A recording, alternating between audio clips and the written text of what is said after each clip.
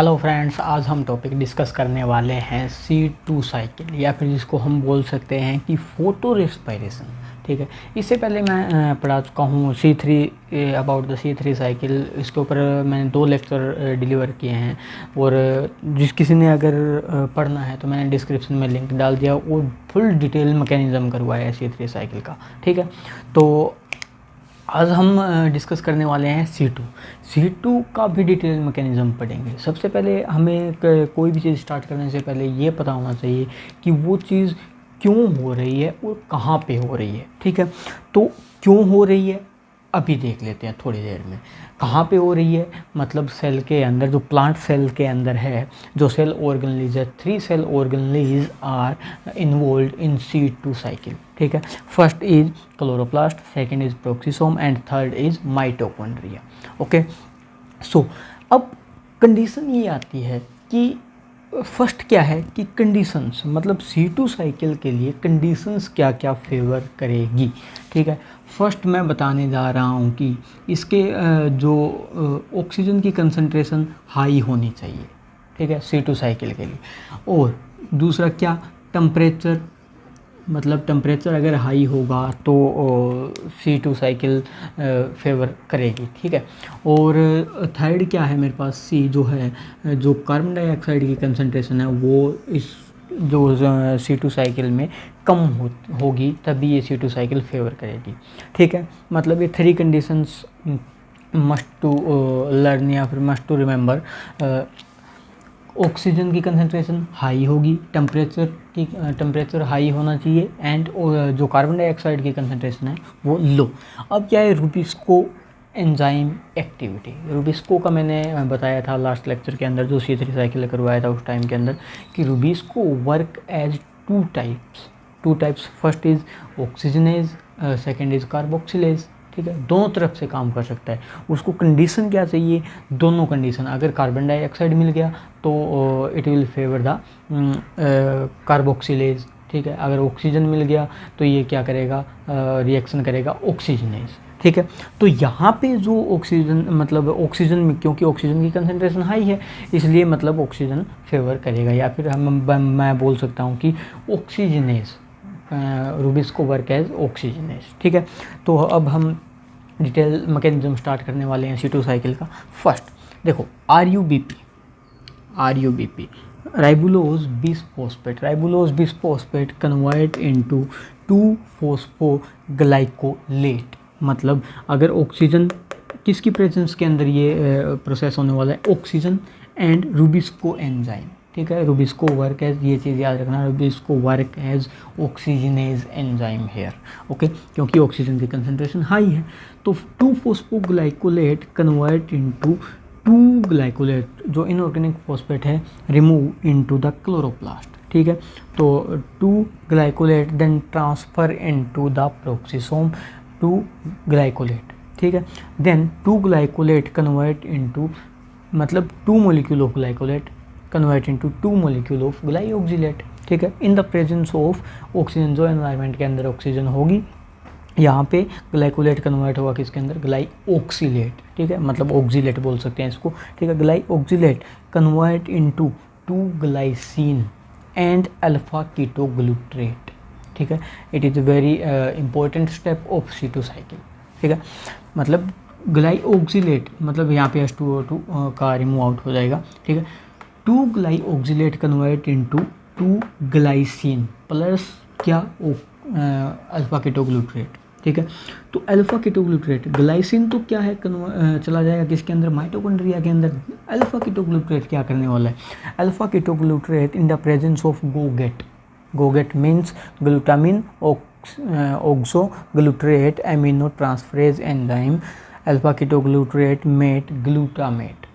ठीक है, alpha ketoglutarate formation करेगा किसकी, ग्लूटामेट की। Glutamate is responsible to convert glyoxylate convert into glycine. ठीक है, तो इस तरह से ये जैसे ही आता रहेगा ग्लूटामेट इस स्टेप को कंटिन्यू फॉरवर्ड करता रहेगा। ठीक है, तो glycine then convert into, move into the mitochondria. अब यहाँ पे जो स्टेप है ये काफ़ी इंपॉर्टेंट स्टेप है। ठीक है, देखने जा रहे हैं। 2 ग्लाइसिन कन्वर्ट इनटू 1 सेरिन, मतलब यहाँ पे 2 मॉलिक्यूल ऑफ ग्लाइसिन था और यहाँ पे क्या होने वाला है 1 सेरिन। 1 सेरिन का मतलब यही है कि 1 molecule of carbon dioxide remove out हो गया एंड 1 NH3, ठीक है। और इस स्टेप के अंदर जो मेरे पास जो गेन होने वाला है 1 NADH जो है गेन होने वाला है, ठीक है। तो यहाँ पे ये जो है कार्बन डाइऑक्साइड का लॉस होना एक काफ़ी बोल सकते हैं कि सीरियस स्टेप है ये, ठीक है।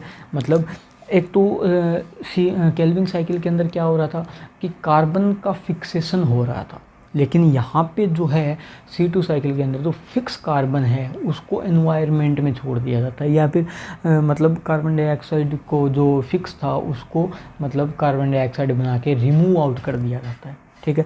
तो टोटल अगर मैं बात करता हूँ कि इस साइकिल का हमें कितना % मिलता है, तो मैं बोल सकता हूँ कि 75% जो है इस साइकिल का हमें मिलता है।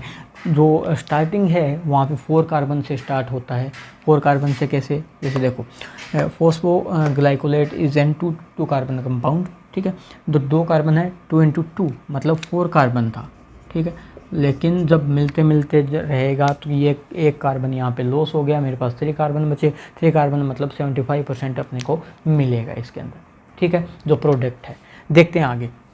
तो 1 molecule of serine, 1 molecule of serine means ये जो सेरिन की फॉर्मेशन हो रही है किसके अंदर होगी, 1 NADH का गेन भी होगा यहाँ पे।